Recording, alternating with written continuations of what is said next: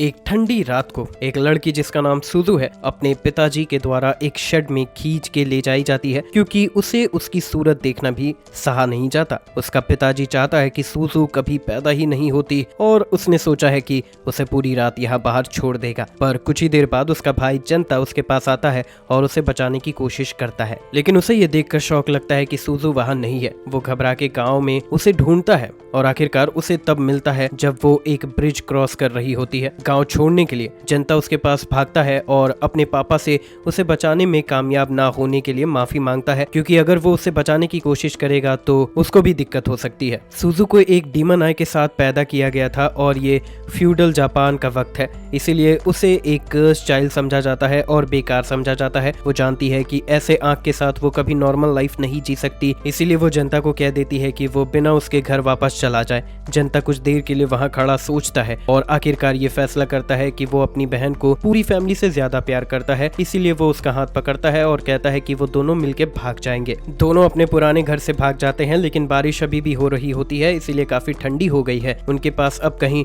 Shelter लेने की जगह नहीं होती, तो जनता सुजू को एक पुरानी बिल्डिंग के अवशेषों तक ले जाता है और दोनों एक दूसरे के पास बैठकर अपनी बॉडी हीट कंजर्व करने की कोशिश करते हैं। सुजू तो पहले ही सो चुकी होती है और जनता भी बेहोश होने ही वाला होता है, लेकिन उससे पहले वो एक आदमी को उनके पास आते हुए देखता है और वो कुछ कहता है उन्हें अपने साथ ले जाने के बारे में। जब जनता आंख खोलता है तो वो पाता है कि वो आदमी उसे उठा के ले जा रहा है और सुजू भी उसके साथ चल रही है। आदमी को ये देखकर खुशी होती है कि जनता अब जाग गया है, तो अब वो उसे नीचे उतारता है और वो लोग चलना जारी रखते हैं जब तक वो आदमी के गाँव तक नहीं पहुँच जाते। गाँव में ज्यादातर ब्लैकस्मिथ्स रहते हैं जो कटाना बनाने में एक्सपर्ट है, इसीलिए सब लोग काम में व्यस्त होते हैं। वो आदमी जनता और सुजू को अपने घर ले जाता है और जैसे ही वो दरवाजा खोलता है उसकी बेटी भागकर उससे मिलने आती है। वो खुश है उसे देखकर, लेकिन उसे दोनों नए बच्चे जो उसके साथ खड़े हैं उनके बारे में भी क्यूरियोसिटी होती है। आदमी अपनी बेटी को बताता है कि जनता और सुजू अब से उनके साथ रहेंगे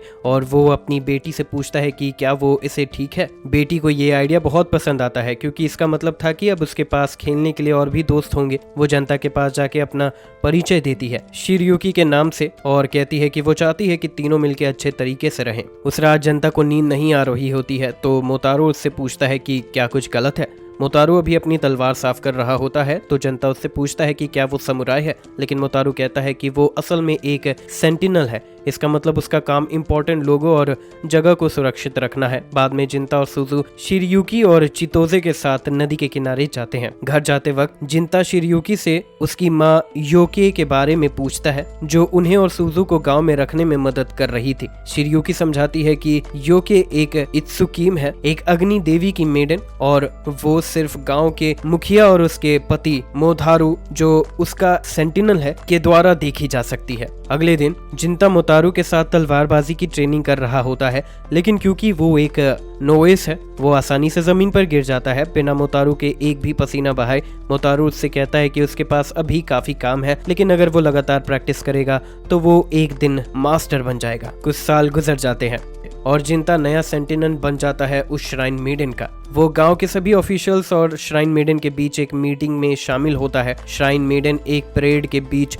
छुपी होती है ताकि कोई भी उसे सीधा ना देख सके। जब मीटिंग शुरू होती है तो वो जिंता की डीमन स्लेइंग की खूब तारीफ करती है। जिंता कहता है कि वो बस अपना काम कर रहा है, गांव को सुरक्षित रखना, और जो आखिरी डीमन उसने देखा था वो ह्यूमन फॉर्म में आकर गांव में घुसने की कोशिश कर रहा था। जब जिंता ये कहता है तो एक ऑफिशियल थोड़ा घबरा जाता है और दूसरे पूछते हैं कि क्या उसके पास कोई आइडिया है कि डीमन गांव में घुसने की कोशिश क्यों करेगा। एक ऑफिशियल कहता है कि हो सकता है कि डीमन श्राइन मेडन के पीछे हो, क्योंकि कहानियों में कहा जाता है कि अगर कोई डीमन श्राइन मेडन का जिगर खा ले तो वो अमर हो जाता है। लेकिन हो सकता है कि वो उस पवित्र तलवार के पीछे हो जो श्राइन मेडन्स के द्वारा पीढ़ियों से गुजरकर दीवारसी के रूप से रखाई गई है, और वो काफी जरूरी है, तो डीमंस उसे चाहेंगे। एक ऑफिशियल ये भी कहता है कि उरे तलवार दुनिया के सबसे अच्छे ब्लैकस्मिथ में से एक के द्वारा बनाई गई थी और कहा जाता है कि उसमें कुछ मिस्टिकल ताकत है। अगर डीमन सच में उरे तलवार के पीछे हैं तो पूरे गांव के लिए ये बड़ा खतरा हो सकता है। तो गांव के मुखिया सबको कहता है कि वो सब अलर्ट रहे,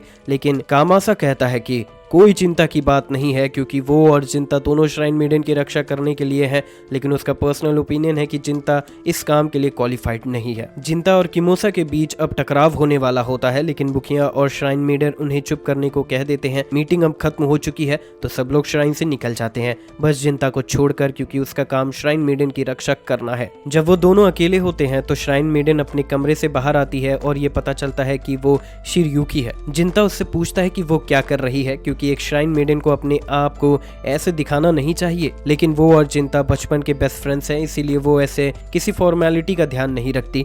वो उससे कहती है कि सूजू भी यहाँ है, लेकिन श्राइन मेडन आम लोगों का जाना माना है तो सूजू को यहाँ होना नहीं चाहिए था। सूजू को ये देखकर लगता है कि वो कुछ सालों में बिल्कुल भी नहीं बदली, और जब जिंता और शिरयू उसे जगाते हैं तो वो अपने बड़े भाई को देखकर काफी खुश होती है। जिंता इतना बिजी होता है डीमन स्लेइंग में कि वो कभी भी सूजू से नहीं मिल पाता, लेकिन जब वो उसे देखकर खुश होता है तो वो सूजू को डांट भी देता है। उसे यहाँ नहीं आना चाहिए था क्योंकि श्राइन सबके लिए बंद है। सूजू को समझ नहीं आता कि वो शिरयू से मिलने नहीं आ सकती, लेकिन जिंता को कभी भी आने की इजाजत है। लेकिन रूल्स तो रूल्स हैं, इसीलिए जिंता उससे कहता है कि वो घर वापस चली जाए। जब सूजू चली जाती है तो कुछ देर बाद मुखिया वापस श्राइन आता है और उसके पास शिरयू से बात करने के लिए कुछ जरूरी बात है, इसीलिए वो जिंता से कहता है कि वो थोड़ी देर के लिए उन्हें प्राइवेसी दे। जिंता पहले मना करता है क्योंकि उसका काम है कि वो हमेशा शिरयू के साथ रहे, लेकिन शिरयू कहती है कि वो आज का दिन छुट्टी ले सकता है। तो जिंता आखिरकार मान जाता है और उस दिन के लिए घर चला जाता है। इसी दौरान गांव के बाहर दो डीमंस ने सूजू पर अपनी नजर डाली है, क्योंकि उसकी डीमन आई की वजह से वो उसे अपना शिकार बना चुके हैं। शाम को शिरयू चुपके से श्राइन से निकलती है और जिंता से मिलने जाती है, क्योंकि उसे जिंता को कुछ जरूरी बात बतानी है। जब मुखिया ने पहले उससे बात की थी तो उसने शिरयू से कहा था कि उसे अपना सक्सेसर तैयार करना चाहिए, ताकि अगर कभी डीमन ने उसे मार दिया तो कोई उसकी जगह ले सके। ये बात थोड़ी भयंकर लगती है, लेकिन मुखिया सही था, इसीलिए शिरयू को जल्दी शादी करनी पड़ेगी और ये डिसाइड हो गया था कि वो किमोसा से शादी करेगी, ज्यादातर इसीलिए क्योंकि वो मुखिया का बेटा है और आगे चलकर गांव का नया मुखिया बनेगा। जिंता को पता नहीं होता कि इस खबर पे वो कैसे रिएक्ट करे। शिरयू भी खुश नहीं है और वो मान लेती है कि वो जिंता से प्यार करती है। सच में वो पूरी तरह से सोच कर आई थी कि वो जिंता से कह के साथ में भाग जाए और एक नई जिंदगी शुरू करे, लेकिन वो जानती है कि जिंता कभी भी इस बात पर राजी नहीं होगा। जिंता ने ओथ लिया था कि वो इस गांव की रक्षा करेगा और उसने कई साल ट्रेनिंग की थी ताकि वो स्ट्रॉन्ग बन सके कि गांव के डीमंस को मार सके। शिरयू ने भी वही ओथ लिया था जब वो श्राइन मेडन बनी थी। अगर वो दोनों भाग जाते तो ये उनकी पूरी मेहनत का अपमान होता। और वक्त गुजर जाता है और जिंता को फिर से एक मीटिंग के लिए बुलाया जाता है, जहां उसे बताया जाता है कि जंगल में एक डीमन दिखाई दिया है। उसे डीमन को मारने का काम दिया जाता है, इसीलिए वो तुरंत अपनी तैयारी करने लगता है। लेकिन जैसे ही वो निकलने वाला होता है कियोमासा उसे रोक लेता है। उसे पता है कि जिंता ने शिरयुकी से शादी के बारे में सुना होगा और वो समझ नहीं पाता कि जिंता क्यों इतना शांत दिख रहा है अगर वो अपसेट नहीं है। जिंता उससे कहता है कि उसे अपसेट होने की कोई जरूरत नहीं है, क्योंकि उसके लिए सिर्फ दो चीजें इंपॉर्टेंट है, अपनी श्राइन मेडन की सुरक्षा और गांव की सुरक्षा। लेकिन अजीब बात यह है कि कियोमासा अभी तक शिरयू से शादी करके खुद को ज्यादा नहीं दिखाना चाहता। वो जानता है कि जिंता शिरयू से प्यार करता है और शिरयू भी जिंता से प्यार करती है, तो उसके लिए ये सब अजीब और गलत लगता है। पर जिंता ने अपना फैसला ले लिया है, इसीलिए वो अपना मिशन पूरा करने के लिए गांव से निकल जाता है। जब जिंता जंगल पहुंचता है तब अचानक उसे एक भारी डीमन का अटैक रिसीव होता है। फाइट शुरू होने से पहले जिंता डीमन से पूछता है कि वो अकेला है, क्योंकि रिपोर्ट में कहा गया था कि यहाँ 2 डीमंस है। डीमन बताता है कि उसका पार्टनर कुछ काम से गांव गया है। ये अच्छी बात नहीं लगती, लेकिन पहले जिंता को इस डीमन को मारना पड़ेगा, फिर वो दूसरे डीमन से निपट सकता है। जिंता भागकर डीमन के पास पहुंचता है और एक भारी झटके से वो डीमन को एक हाथ को काट डालता है, लेकिन डीमन अटैक करना बंद नहीं करता। जिंता को पीछे हटना पड़ता है। डीमन अपना कटा हुआ हाथ उठाता है और वो इस बात से गुस्सा नहीं होता, बस ये कहकर इम्प्रेस होता है कि जिंता ने इतनी अच्छी स्किल से उसका हाथ काट दिया। वहीं गाँव में सूजू को एक डीमन से सामना होता है और वो पूरी तरह से डरी होती है। डीमन सूजू से कहता है कि इतना डरने की कोई बात नहीं है, क्योंकि सूजू भी एक डीमन है, बिल्कुल उसकी तरह। सूजू इसे मानना नहीं चाहती। डीमन उसे एक नजर में समझ जाता है कि जिंता ने अपनी बेपनाह मोहब्बत की वजह से सूजू पूरी तरह से डीमन नहीं बन पाई है, और ये उसके लिए काफी ऑप्रेसिव लगता है, क्योंकि जिंता ने सूजू को इतनी प्यार और दया दिया होगा कि वो एक अच्छी इंसान बन गई है। सूजू अपने दिल से जनता से प्यार करती है और जब डीमन उसके भाई की तारीफ करता है तो वो काफी शांति महसूस करती है। अब सुजू का डर चला जाता है। डीमन अपनी पावर्स का इस्तेमाल करके सुजू को अपने साथ मिलने के लिए मनाने लगती है। वो ये भी वादा करती है कि वो सुजू को कोई नुकसान नहीं पहुंचाएगी और सबको पता है कि डीमंस कभी झूठ नहीं बोलते,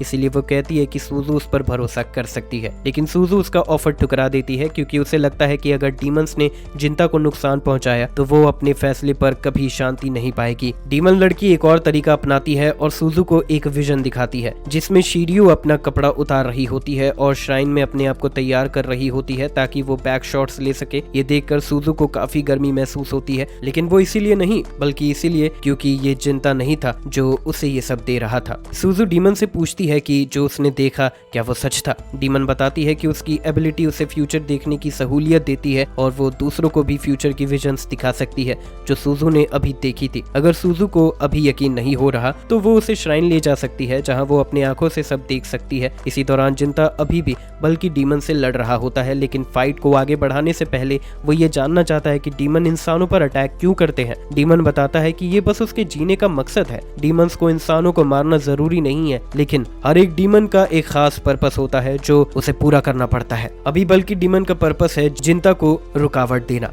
उसके पास एसिमिलेशन की पावर है जिसका मतलब है कि वो दूसरे डीमंस की एबिलिटीज को खा के अपने अंदर ला सकता है और अपने शरीर को भी अपनी मर्जी से बदल सकता है। जिंता को अब कोई भी हेजिटेशन नहीं करनी चाहिए, इसीलिए वो फॉरवर्ड चार्ज करते हुए बल्क को मारने की कोशिश करता है, लेकिन वो तुरंत अपना एक हाथ खो देता है और जब वो बल्क के गर्दन को मारने की कोशिश करता है तो बल्क अपने दांतों से उसकी तलवार तोड़ देता है। सब कुछ देखने के बाद जिंता को लगता है कि अब वो जिंदा नहीं रहेगा, लेकिन अंत में वो अपने टूटे हुए तलवार के एक टुकड़े को उठाता है और उसे बल्क के दिल में घुसा देता है। बल्क को जवाब देने का मौका नहीं मिलता और वो तुरंत वहां अपनी हार मान लेता है। बल्क काफी खुश होता है क्योंकि इस डेमोनिक फाइट के बाद वो अपना पर्पस पूरा कर चुका होता है। बल्क बताता है कि जो दूसरा डीमन उसके साथ आया था उसके पास फोरसाइट की पावर है। उसने अपनी पावर का इस्तेमाल करके भविष्य देख लिया था 170 साल आगे तक, और उसके हिसाब से सबसे पावरफुल डीमन जो अभी एग्जिस्ट करता है वो यहाँ इस गाँव में है, इसीलिए वो दोनों यहाँ आए थे। जब बल्क डीमन का नाम लिया जो गांव में, जनता समझ जाता है कि वो डीमन जो विलेज में है वो सुजू ही होनी चाहिए,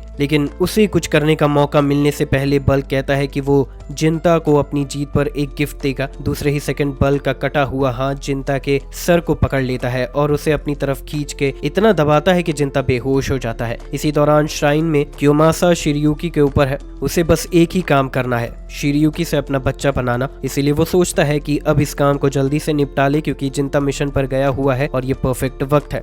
अगर जिंता वहां होता तो उसे बाहर बैठना पड़ता और शिरियुकी की चीखें सुननी पड़ती। क्योमासा को अपने काम काफी बुरा लग रहा था पर वो अपने काम को जल्दी से खत्म करना चाहता है। लेकिन तभी कुछ होता है। डीमन लड़की कर्टन्स तोड़कर अंदर आती है और सुजू को दिखाती है कि क्या हो रहा है। सुजू को ये सब देखकर काफी दर्द होता है। वैसे भी जिंता का शिरियुकी से प्यार देखकर वो पहले भी बेचैन थी, लेकिन वो इस बात को झेलने के लिए तैयार थी बस ताकि जिंता खुश रहे। उसने अपने आप को बढ़ने नहीं दिया ताकि जिंता और शिरियू का रिलेशनशिप बीच में ना आए। पर अब जब उसे पता चल गया है कि शिरियू किसी और से शादी कर रही है तो ये उसके लिए बहुत बड़ा धक्का होता है। ये उसके लिए बहुत बड़ी बात बन गई और सुजू ने अपने आप को संभाल नहीं पाई। वो पूरी तरह से टूट जाती है और अनहिंज्ड हो जाती है। वो इतनी ज्यादा फ्रस्ट्रेटेड होती है कि शिरियुकी के द्वारा जिंता का प्यार धोखा मानती है और कुछ गंदे शब्दों के बाद डीमन लड़की उससे कहती है कि सुजू को अब अपनी ताकत का इस्तेमाल करना चाहिए। सुजू की डीमन पावर जाग जाती है और पूरे कमरे में काली धुआं भर जाता है। सुजू अपने आप को एक अडल्ट फॉर्म में बदल लेती है।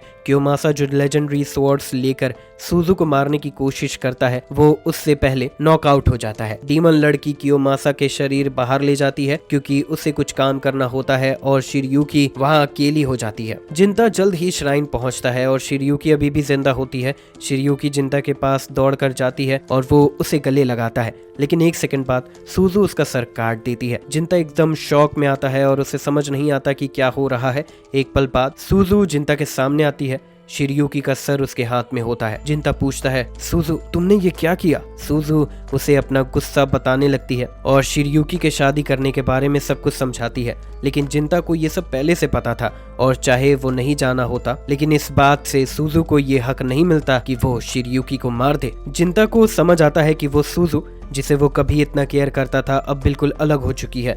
वो शिरयुकी की मौत के बाद उसके पास कुछ भी नहीं बचा, सिर्फ नफरत। डीमन के हाथ उसके शरीर से मिलने लगता है और जिंता अपने आप को बदलता हुआ महसूस करता है। अब वो सुजू को पूरे नफरत के साथ देखता है। सुजू को समझ नहीं आता कि जिंता क्यों उससे इतनी नफरत कर रहा है, जबकि वो बस चाहती थी कि जिंता खुश रहे। उसे लगता है कि अब जिंता भी उसे छोड़ देगा, बिल्कुल वैसे जैसे सबने किया। तो सुजू डिसाइड करती है कि वो जिंता को मार डालेगी। लेकिन जब सुजू जिंता के पेट में चाकू घोंपती है तो वो देखकर हैरान होती है कि इससे उसे कुछ फर्क नहीं पड़ता, कोई नुकसान नहीं होता। जिंता अपना एंगर कंट्रोल नहीं कर पाता और वो सुजू के शरीर में एक बड़ी होल कर देता है। सुजू जिंदा रहती है लेकिन जिंता फिर भी उसे मारने के लिए तैयार होता है। लेकिन लास्ट सेकंड में डीमन लड़की आती है और अपनी जान देकर सुजू को बचाने की कोशिश करती है। वो सुजू से कहती है, जब तक तुम्हारे पास चांस हो भाग जाओ। सुजू चलना शुरू कर देती है, लेकिन जाने से पहले वो जिंता से कहती है, मुझे अब इस दुनिया में कुछ भी नहीं बचाना, चाहे जितने भी साल लग जाए मैं सब कुछ बर्बाद करके रहूंगी। और उस दिन जब सब कुछ खत्म हो जाएगा मैं वापस आकर तुम्हें मार डालूंगी, क्योंकि तुमने मुझे धोखा दिया।